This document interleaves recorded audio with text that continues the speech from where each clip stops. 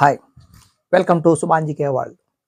మనకు గవర్నర్ జనరల్స్లలో lord Dalhousie very very important. ఈయన యొక్క కాలము 1848 1856. ఓకే, అతి చిన్న వయసు గల గవర్నర్ జనరల్ ఎవరంటే లార్డ్ డల్హౌసీ. ఈయన 1812 ఏప్రిల్ 22న జన్మించాడు.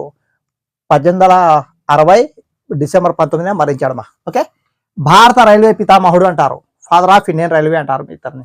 ఓకే, నెక్స్ట్ ప్రాచీన దేశపు అబ్రహాం లింకన్ అంటారు ఇతన్ని, ప్రాచీన దేశపు అబ్రహాం లింకన్. ఓకే, ఇక రాజ సంక్రమణ సిద్ధాంతాన్ని ప్రవేశపెట్టింది ఎవరంటే లార్డ్ డల్హౌసీ.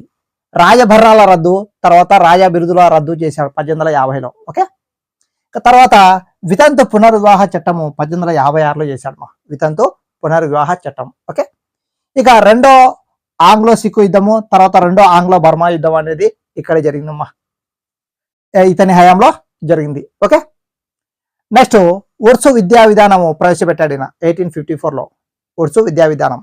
అలాగే దీన్ని భారతదేశంలో పాశ్చాత్య విద్యా విధానానికి మాగ్నా కార్టా అంటారు, ఉర్సు డిస్పాచ్ను. ఓకే, అలాగే 1853 ఏప్రిల్ 16న మొదటి రైల్వే అనేది ఇండియాలో స్టార్ట్ అయింది ఈయన హయాంలో.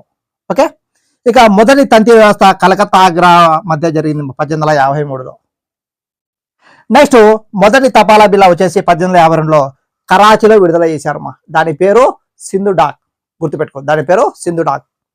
ఇక ప్రజా పనుల శాఖ అంటే పబ్లిక్ వర్క్ డిపార్ట్మెంటు ఏర్పడేశారు.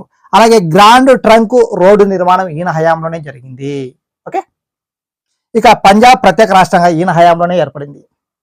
ఇక 1854లో పోస్ట్ ఆఫీస్ చట్టం వచ్చింది, 1853లో చార్టర్ చట్టం ఈయన హయాంలోనే వచ్చింది. ఇక ఆయుధగారాన్ని కలకత్తా నుంచి మీరట్కు తరలించాడు ఈయన. ఓకే, అలాగే సైనికుల యొక్క గవర్నర్ జనరల్ ముఖ్య కార్యాలయాన్ని కలకత్తా నుండి సిమ్లాకు మార్చింది ఎవరంటే లార్డ్ డల్హౌసీ. లార్డ్ డల్హౌసీ మీద మనకు ఎక్కువ పాయింట్స్ అనేవి అడుగుతుంటాడు కాబట్టి చూసుకున్నాం. Okay, thank you, all the best.